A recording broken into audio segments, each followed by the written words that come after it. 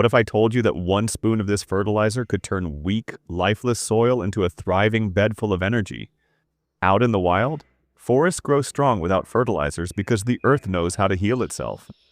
And today, I'll show you how to bring that same natural power straight into your garden. The secret? Yeast. Yes, the same humble yeast used in baking holds an incredible gift for your plants. Inside those tiny granules are living organisms that awaken the soil, feeding it with essential vitamins and minerals. When activated, they encourage healthy microbial life underground, just like the thriving cycle you see in untouched forests. Here's how to use it.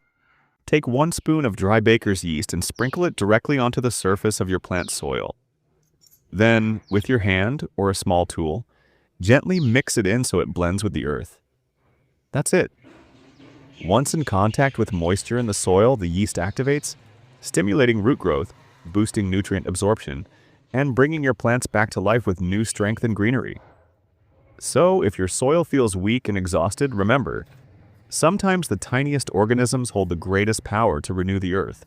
And if you enjoy discovering natural gardening secrets like this, don't forget to like this video, subscribe, and share it with a fellow gardener.